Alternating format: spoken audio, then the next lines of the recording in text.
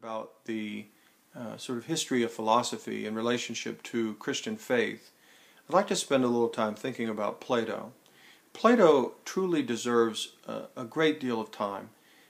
He is, that we can't give, at least in short 15-minute increments where I'm trying to give an overview of the history of philosophy. And I know that most people listening to these things really just want to hit the high points, and hopefully if your interest is kindled in these various philosophers, you can go and explore them more. In the case of Plato, there's a ton more to discover than anything that I can say in the next few minutes. But hopefully the few things that I have to say here will perhaps encourage you or inspire you to further discovery about Plato. Plato is truly one of the remarkable great thinkers of the past. Someone has famously said, and it's almost banal or almost so repetitious as to not need repetition, to say that someone has said, I think it was Alfred North Whitehead, well-known philosopher of the 20th century, who said that the whole of the history of philosophy is a footnote to Plato. And there's a great deal of truth to that, that all of the history of philosophy has been struggling with many of the questions and answers to great questions of philosophy for the last 2,400 years. So what can I say in a few minutes about Plato that would be helpful? Well, one thing I'd like to say about Plato is, and anyone that talks about Plato, usually an introduction to Plato, will take you to the Republic. The Republic is one of the longer works of Plato.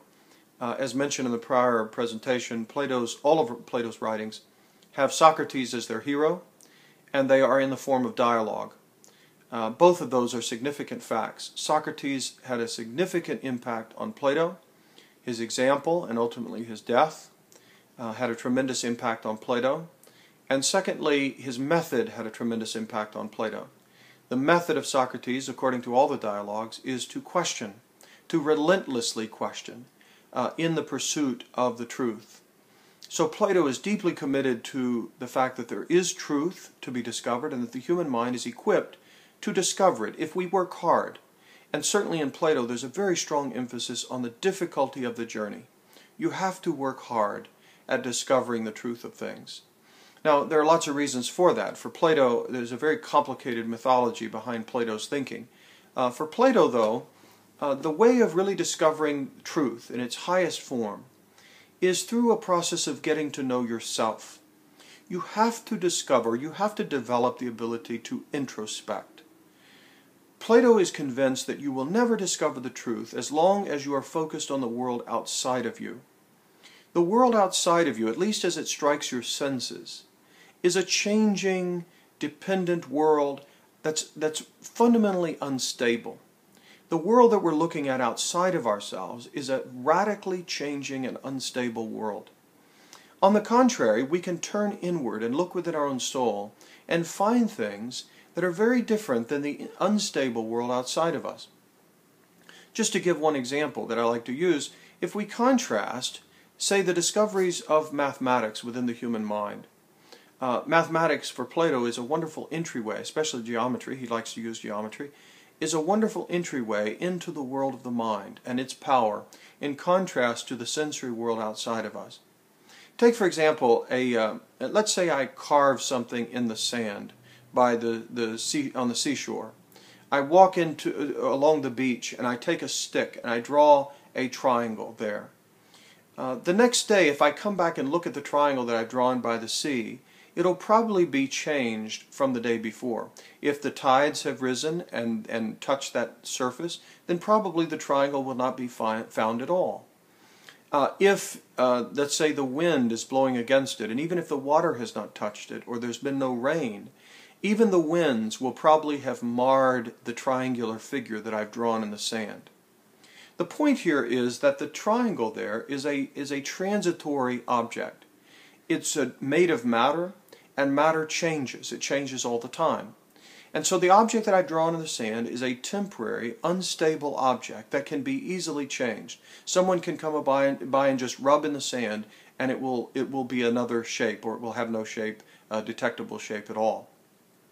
On the other hand, Plato is intrigued by the fact that in geometry we can analyze the notion of triangularity or triangle, and we can discover a kind of permanence or stability about it. For example, 2,400 years ago, it was quite well known, at least among those who studied such things, that the interior angles of a triangle equal half the degrees of a circle. And there's a fairly simple geometrical proof that you can use to support that. That the interior triangles the interior angles of a triangle combined together equal half the degrees of a circle, or what we call 180 degrees. It's true of every triangle on a flat surface. It's true of every triangle on a plane that will have interior angles that equal 180 degrees. The problem is you can't draw one of these, at least not a genuine or true geometrical triangle. Because a geometrical triangle is made up of lines that are made up of points, and points have no mass, they have no extension in space. They're simply locations on a plane. And so a triangle is the result of three intersecting lines, but those lines have no extension, they have no width, they have no mass, no weight, no color, none of those things. They're simply an endless series of locations on a plane that intersect so as to form three interior angles. And the sum total of those angles is always, and it can be demonstrated, the sum total of those angles is always half the degrees of a circle. This is a remarkable find. Unlike the triangle drawn on the sand by the seashore, which passes away quite rapidly, the interior angles of a triangle equal 180 degrees within the world of geometry is a permanent kind of truth. It was true 2,300 years ago, and we still talk about it today. We teach our young people this in high school and beyond. We teach them about the properties of geometrical objects and proofs that can be offered in respect to them. A math teacher that I was chatting with the other day, we were talking about the word rigorous, and the math teacher said, well, within math, the word rigorous means that you not only have a generic understanding of something, but you also have a deeper understanding of that subject so that you can demonstrate it, you can explain it. So mathematical rigor is present when you are able to take a concept or an idea or an object, let's say, like in geometry, and you're able to analyze it to the point that you can clearly articulate and logically develop an explanation of a particular conclusion, rather than just a kind of generic, unclear explanation of something. If we take that sort of distinction in mind, this is very much at the heart of Plato's philosophy, that he is convinced that we as human beings access two worlds. One of those worlds is, it comes to us through our senses, and that gives to us a rapidly changing world, a very unstable world that is always changing. We also have access through introspection to another kind of world, and mathematics gives us an entryway or window into that world. In mathematics we discover stable realities, unchanging realities, like the conclusions of a geometrical proof. Those conclusions give to us something of which we are quite confident and we are certain, because it is deductively certain. But not so with material objects. There is no argument from sort of deductive argument that I can offer for the stability of an object by the seashore. It can easily change. There are all kinds of factors that I don't know anything about. But not so with mathematical objects or geometrical objects. Just to use a very simple example, I'm quite confident that 100 years from now, 2 plus 2 will still equal 4. We might call it something different, but the concepts or the ideas behind it will be the same. So if the world around us is really composed of two worlds, or two realms, one of them immaterial, mental, logical, or deductively knowable, and the other one is changing, temporary, finite, sensory, all of those things, then we as human beings straddle two realms or two kinds of reality. And Plato thinks that knowing that and then developing the ability to clearly distinguish between the two and also be able to analyze both worlds is crucial for us, especially for those who want to rule or govern or direct a community. If you want to direct other people, you should know where you're trying to take them. If I don't know where I'm trying to take them, then I'm just as lost as the people that I'm trying to lead. I need to know reality on a deeper level. And knowing it on a deeper level means that I'm able to look deep within and find the very structures of thought, and find the structures of, let's say, virtue, justice, truth, temperance, courage, I should be able to discover the very essence of these things so that I can then direct other people to the development of genuine virtue or excellence in human character. And so if we were to study the Republic of Plato, and we don't have the time to do it here, but if we were to study the Republic of Plato, there's lots of fascinating reflection there on the nature of human beings, the nature of virtuous living or the development of human excellence. And also there is some development of Plato's understanding of reality implied in our experience of a changing world, but also what appears to be an unchanging world that we know introspectively and deductively, like as what we experience in the study of mathematics and various types of mathematics. Let me perhaps make one final point about Plato here, and we'll see Plato again in the future because when we talk about St. Augustine, another incredibly important thinker, certainly for the history of Christian thought, we will have opportunity to go back and look at some of the ideas of Plato, perhaps even at more length than what we've been able to do in these few minutes. But I do have to mention to you his famous allegory of the cave, and I won't be able to develop this at all, but I just want to mention it to you. Plato in the Republic offers an analogy or an allegory to try to help give some understanding of his understanding of who we are as human beings, especially those who are gifted to rule in a community or in a city.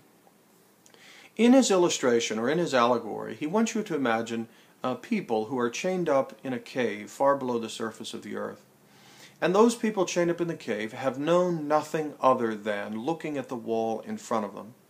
Now on the wall in front of them are shadows, but they don't know them to be shadows. For them they are reality. Imagine that one of those people in the cave is able to work himself free from the chains that are holding him in the chair. And he turns around, he walks throughout the cave, and he discovers that there's a fire behind the people who are in the cave. And past that fire are being carried various cutout shapes of different objects. Imagine these beings carrying, say, a cutout shape of a tree or a bird or various objects in front of the fire. And that's causing the various shadows to appear on the wall in front of the people who are chained up there. So the person who works his way free from the chains is able to turn around and see the objects passed by the fire and the reality of the fire. Eventually, to make a long story short, or to make a longer story short than what I'm able to present here, the man who works his way out of the chains is able to work his way outside of the cave as well. When he gets outside the cave, he sees the world at nighttime, presumably, by the light of the moon. He's able to see real trees, real birds, real grass and water, and so on. Now he sees for the first time reality beyond the cave. Eventually the sun comes up and he's able, over the course of time, to begin seeing things by the light of the sun. What's very important here for Plato is that the whole process is characterized by pain or suffering. It's hard to break out of the chains holding him to the chair. It's hard to journey outside of the cave. It's hard to look at things by the light of the sun. It's hard to climb in and out of the cave. In fact, a lot of this involves pushing and coaxing and encouragement and dragging so that he's able to finish the journey. In other words, it's a very, very painful and difficult process. But he's eventually able to go back down inside of the cave and try to encourage the people in the cave to get out and to come with him and see reality for what it is. Of course, he's met with the response, look, reality is what's on the wall. The shadows on the wall is what's real. And then, of course, he has a very difficult time trying to convince them that reality is any more than that. This allegory has far more meaning than what I can say in just the few seconds that I have left here. There are many specific details that correspond to Plato's understanding of human knowledge. But what I can say here from a Christian perspective is that one of the things that Plato's allegory provides for us is this idea that being able to see the spiritual realm or the immaterial world, which is represented by the world outside of the cave, in contrast to the world inside of the cave, which is the world of temporary changing finite things, sensory objects. But for Plato, the difficult journey of entering into oneself and that lifting us up to a higher reality is difficult, but it's necessary. It's vital for the direction of our community and for the betterment of human beings and for the discovery of truth.